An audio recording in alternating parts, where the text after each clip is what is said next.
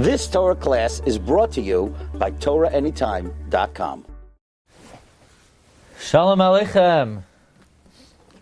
Baruchim Haba, and welcome everyone to our Friday Shiur on the Parsha.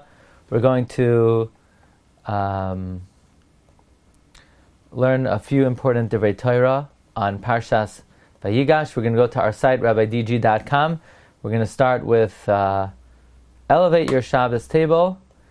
And if anybody wants to subscribe, please, you could go to our site, you click subscribe button, and it will come to your inbox every Erev Shabbos, as well as Wednesday.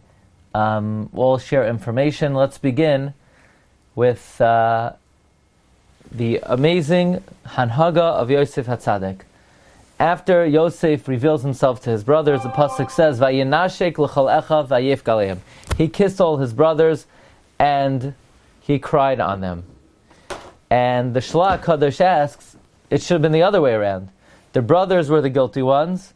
They should have asked his forgiveness, and therefore they should have come to kiss him. Why is he kissing them? It's almost as if he's appeasing them. Now there is a comment of the Ramah, and there's a shaila in halacha whether if somebody sins against you and you kiss them, is that mechila? Does kissing someone show that you're meichel them? But the Shlach Kadosh says that from this Hanhaga of Yosef we see the wondrous character of Yosef HaTzadik. Even though they were the ones who should have been appeasing him, he so thoroughly eradicated any hatred or animosity from his brothers that he acted as if he was the one who was at fault and he's the one who needs to appease them. Even though they basically ruined his life and they sent him away from his father and they sent him away from his family and he had to spend 22 years in a foreign land.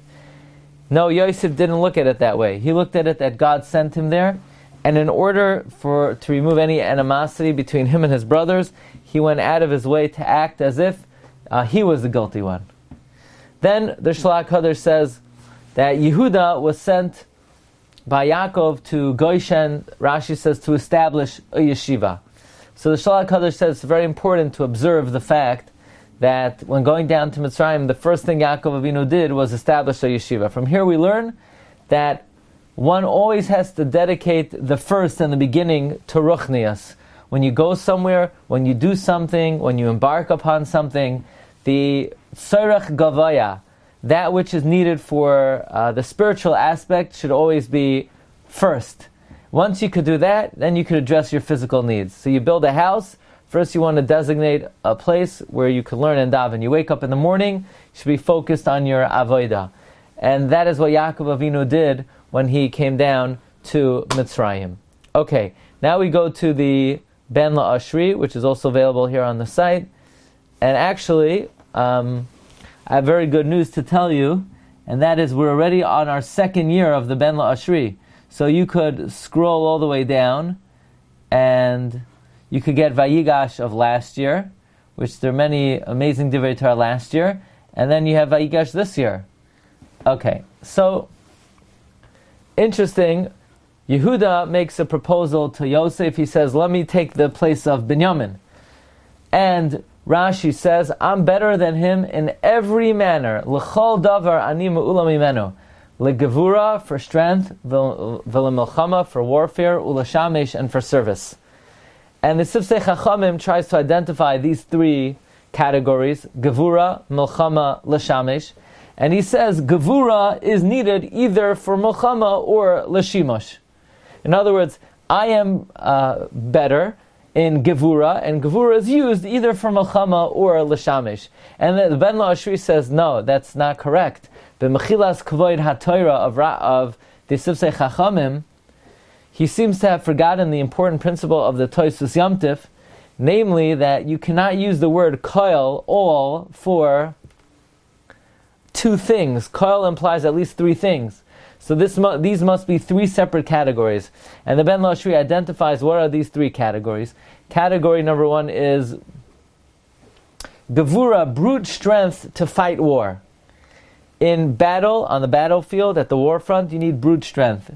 then milchama refers to tachsisei milchama, the protocol of war, the ritual of war, how to march, how to conduct oneself, all the various ceremonious aspects of warfare.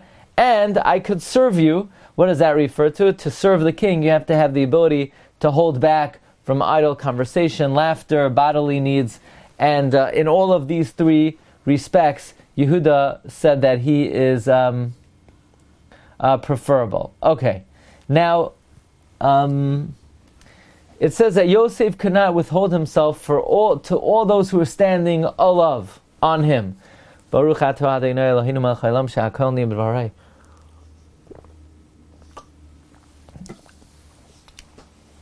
What does that mean? Yosef cannot withstand all those who are standing alav. Literally means on top of him. The Chayzim of Lublin says it should have said etzloi, next to him. What does it mean alav? So the Ben Loshri says as follows. Chazal tell us in Chagiga Yedal Amud Beis that Rabbi Yeshua, when he darshan b'Maaseh Merkava, the Malachi Asher is gathered and they rejoiced. They came to listen like people who come to watch the merriment of a chas and v'kala. And the Medrash says that when Yehuda and Yosef would argue, the Malachi Asher said one to another, come and descend and we'll see, and come and watch how the ox and the lion gore each other.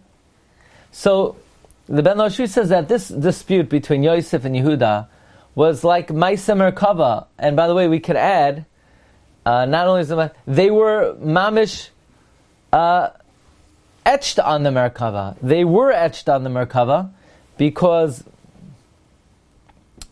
there is an Ari on the Merkava, there's a Shar on the Merkava, and the Malachi Ashares came to watch this battle. So Yosef could not contain himself for all the Malachi Ashares that were nitzavim alav, that were literally hovering over him. It was such a epic encounter with such sanctity, and it caused a great gathering of the Malachi Ashares. They were literally nitzavim alav. They were standing over him. All the Malachim came to watch this epic battle between the Ari and the Shar. Okay. One more idea. The brothers said, come let us live in Goshen because we don't have pasture for our sheep because the famine is very heavy in the land of Canaan. And it's interesting. The brothers said, we don't have pasture, we don't have food for our sheep because of the famine. Is that really the most difficult travail of a famine, that you can't feed your sheep? What about the fact you can't feed yourself? What about the fact that the family had no food? Why are the brothers only focusing on the sheep not having food? And the Ben Loshri says that regarding the food in their house, they were not concerned. Because, as the Gemara says in Tainus, Ein habracha mitzuya ela b'davar asam min ha'ayin. Blessing is only found in something that's hidden from the eye. So in the house, where nobody knows what's going on in the pantry, so whatever little bit they had, God could send a blessing to, and the Rebbeinu Shem could provide a bounty from the little they had in the house because it was sort of hidden from people's eyes. But the pasture in the fields was open to the public, and God would not send a blessing to it, so they were much more concerned about food for the sheep than servicing their own families. Okay, Rabbi, so these are 5 amazing Divrei Torah and Parshas Vayigash, and we will proceed to our Shiur on Tefillah. You've just experienced another Torah class brought to you by TorahAnytime.com.